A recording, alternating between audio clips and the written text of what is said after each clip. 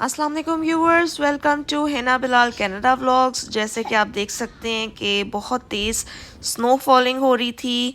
शाम का वक्त था। आज मैं अकेली ग्रॉसरी करने गई थी। आज मेरा मूड बन रहा था अकेले जाने का, हैसल फ्री ग्रॉसरी करूं आराम से। छुट्टी वीकेंड था तो बिलाल को मैंने कहा था कि आप मुझे ड्रॉप करके घर चले जाएं और जब मैं फ्री हो जाऊंगी तो तब आप आ जाइएगा।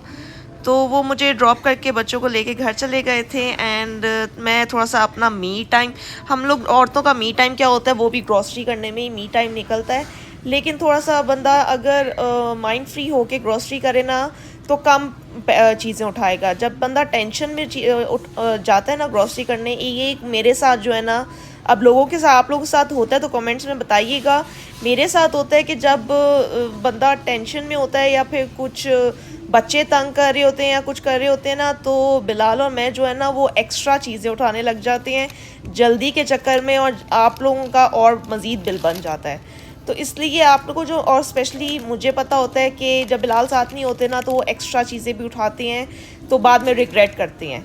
लेकिन जब मैं होती हूँ ना तो जो मुझे चीज़ें टू द पॉइंट उठानी होती हैं वो मैं वही उठाती हूँ। तो मैं गई थी आज वॉलमार्ट गई थी बेसिक सी चीज़ें उठाने के लिए, ग्रॉसरी की कुछ चीज़ें ख़त्म थी, लाइक फ्रूट ख़त्म था। तो ये सीडलेस ऑरेंजेस यहाँ पे बहुत ज़बरदस्त होते हैं, थोड़े से एक्सपेंसिव होते हैं, लेकिन कनाडा में रह के आप कोई चीज़ आपके एक्सपेंसिव दूर नहीं है। मतलब हर चीज़ ही एक्सपेंसिव है, तो आप खाओ क्या। तो फ्रूट्स तो आपको चाहिए होते हैं, फ्रोज़न फ्रूट्स भी होते हैं, लेकिन उस पर हम लोग रिलाई नहीं करते। लास्ट टाइम फूड बेसिक से बिलाल ने जो है ना ये नाशपाती मंगवाई थी। ये लाइक $3 की 3 नाशपाती आई, लेकिन बहुत ही यमी थी। मतलब कि इतनी मीठी यहाँ की नाशपाती होती हैं। और इसमें मैंने आलमंड केक भी लिया था और बच्चों का जो है ब्राउनी ख़त्म था। वॉलमार्ट की जो बेकरी आइटम्स होती हैं ना वो भी काफ़ी फ़्रेश होती हैं।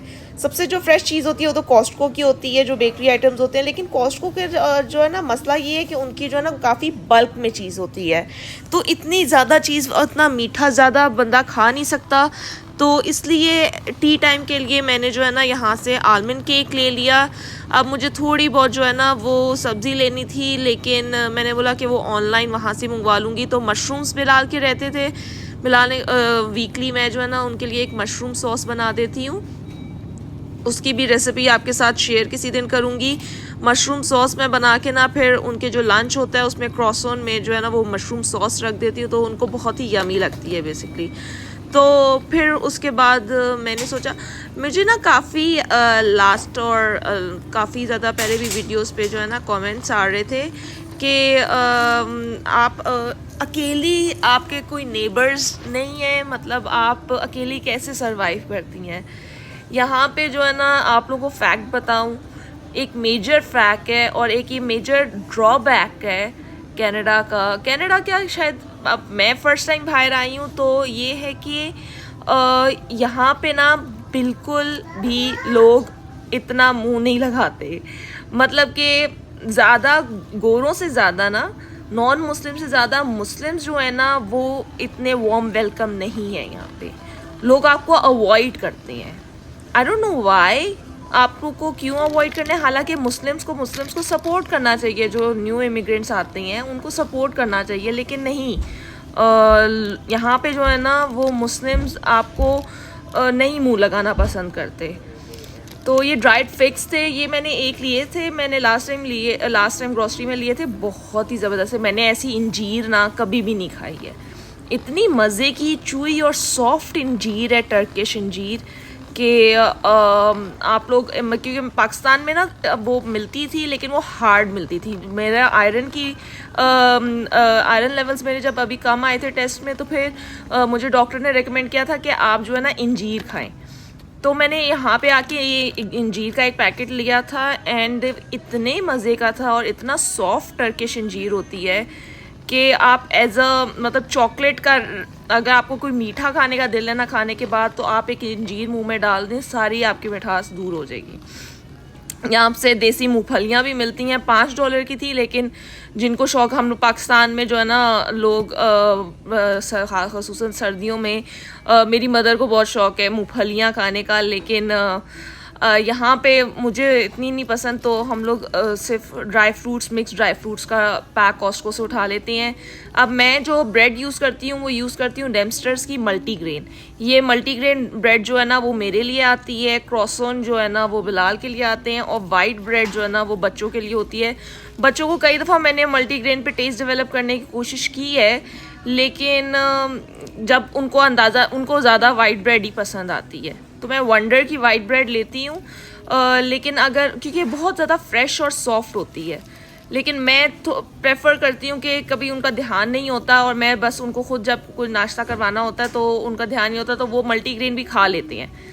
लेकिन कभी कभार जब खुद से खाते हैं तो वो फिर बोलते हैं हमें वाइट ब्रेड ही चाहिए, वाइट ब्रेड के अलावा वो कुछ नहीं खाते। तो फिर ये मल्टीग्रेन जो है ना, मैं काफ़ी 2-3 साल हो गए मैं मल्टीग्रेन ब्रेड ही खा रही हूँ, मैं मैदे वाली ब्रेड नहीं खाती हूँ।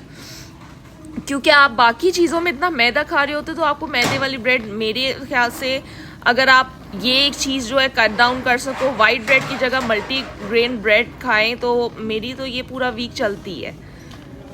तो ये बहुत हेल्दी होती है, इसके अंदर काफ़ी सीड्स होती हैं। फ्लैक्स सीड्स वाली भी ब्रेड मैंने टेस्ट की है। अब बिलाल ने मुझे कहा था कि मेरे लिए जो है ना हैगन डास की जो है ना आइसक्रीम ले आना। अब मैं अपने लिए हेज़लनट लास्ट टाइम मैंने उठाई थी और वो वैसी की वैसी पड़ी हुई है। मतलब मैं इतनी स्वीट लवर नहीं हूँ, मैं जल्दी जो है ना ये मीठे खाना नहीं पसंद करती, लेकिन बिलाल माशाल्लाह बहुत ज़्यादा उनको शौकीन है इस तरह के आइसक्रीम्स, चॉकलेट्स के मीठों का। तो बिलाल ने बोला था मेरे लिए वनीला, और बेसिकली यहाँ पे आए ही मैं बिलाल की वजह से थी।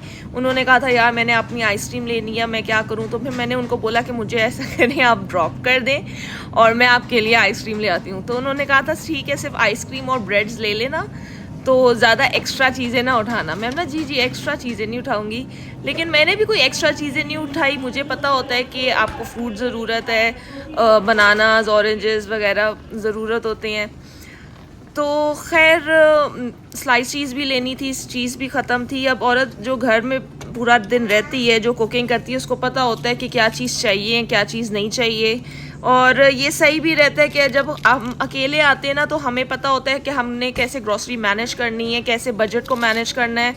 लेकिन जब मर्द हजरात साथ आते हैं ना तो उनको देखने में तो हर चीज़ अपील कर रही होती है और वो कार्ट में डालते जाती हैं, और जब बिल देने के बाद जब ना घर आके वो बोलते हैं कि इतना बिल कैसे आ गया, उस वक्त कह रहे होते हैं हम लोग कि ये एक्स्ट्रा है, तो फिर वो लोग बोलते हैं यार कभी कभार तो लेनी चाहिए। लेकिन मैंने फिर बोला चलो ठीक है, इस दफ़ा जो है ना मैं जाके आपको बताती हूँ कि कितनी बचत होती है। कोई एक्स्ट्रा चीज़ नहीं उठाऊँगी, कुछ नहीं उठाऊँगी, जो बेसिक मुझे चीज़ें चाहिए थी मैंने वही उठाई। एक ये जो थी ना कोन थी, वॉफल कोन्स, मैं एक कितने अरसे से ढूंढ रही थी और मुझे एक बाय द वे मैं सामने से गुजर रही थी और मुझे यहाँ पे मिल गई।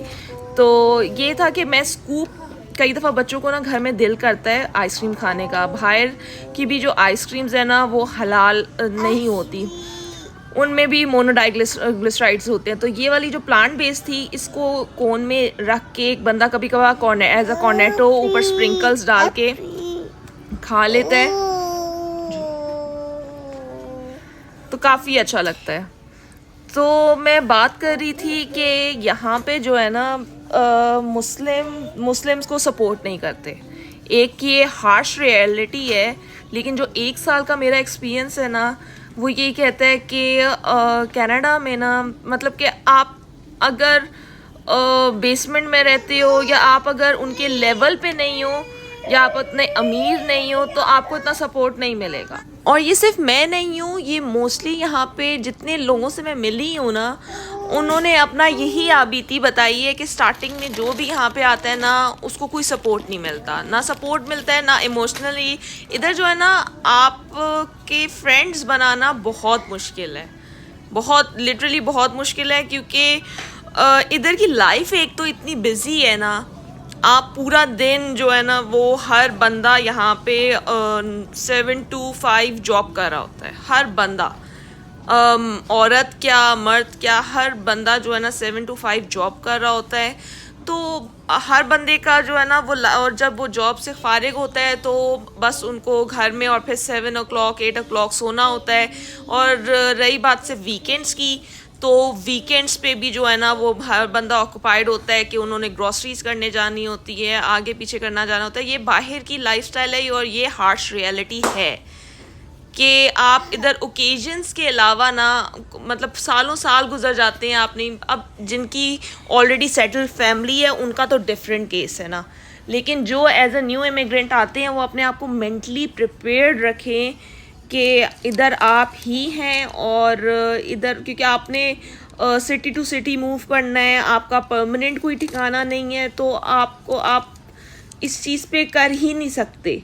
एक मेरी फ्रेंड बनी थी, उनकी ब्रेड की फैक्ट्री थी, वो मुझे पार्क में मिलती थी और वो भी यहाँ से शिफ्ट हो गई। तो समर्स में मुझे मिली थी काफ़ी, 3-4 महीने जो है ना वो हम लोग कभी कभार शाम को पार्क में मिल लेते थे, लेकिन वो भी शिफ्ट हो गई। तो इसलिए आप इधर किसी पे रिलाई कर ही नहीं सकते हो। तो मेरी जो घर की रूटीन है यही है कि मैं पूरा दिन अकेले रहती हूँ और बच्चे होते हैं माशाल्लाह मेरे साथ, हस्बैंड बिलाल होते हैं, उनका सपोर्ट होता है।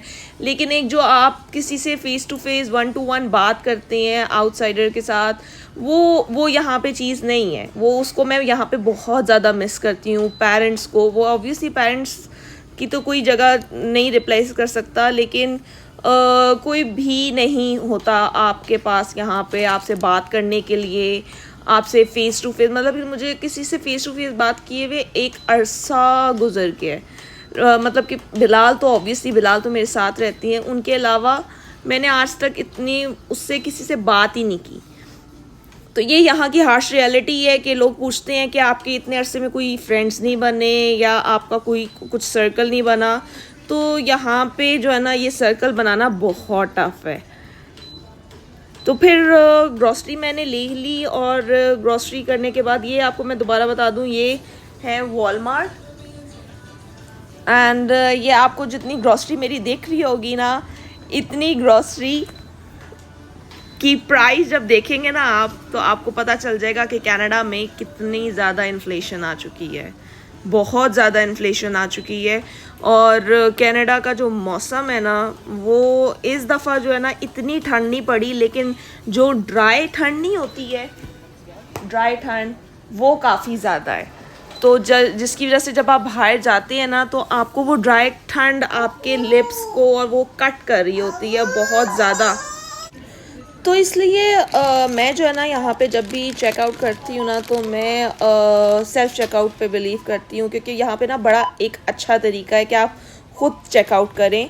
और एक तो इसमें जल्दी भी हो जाता है काम, लाइंस में आपको खड़ा नहीं होना पड़ता। और दूसरी जो मेन चीज़ जो मुझे लगती है ना वो ये लगती है कि आपके पास आप जो है ना वो आपको हर चीज़ की प्राइस का पता चल जाता है। लाइक आप खुद से कर रहे होते हो ना तो आपको एक एक चीज़ का प्राइस का अंदाज़ा होता है, ये कितने की है, ये इतनी क्वांटिटी में ये कितने की है, क्योंकि वो आप खुद कर रहे होते हो। जब आप दूसरी ऑटोमेटिकली चेकआउट कर में जाते हैं तो वो बस आप एंड में जो है वो रसीद पकड़ लेते हैं और रसीद कहाँ घर जाके जाती है वो आपको पता नहीं होता कि किस चीज़ की क्या प्राइस है। ये इससे जो है ना आपकी मैंने जो 1 साल में ली है ना कि इससे ये बेस्ट तरीका है। इससे आपको पता होता है कौन सी प्राइस चीज़ कितने की। और कई दफ़ा जो है ना हम लोग कई आइटम्स सेल्फ चेकआउट करते हुए उसको एक्सक्लूड कर लेते हैं, क्योंकि हमें उस वक्त रियलाइज़ होता है नहीं ये बहुत महंगी है।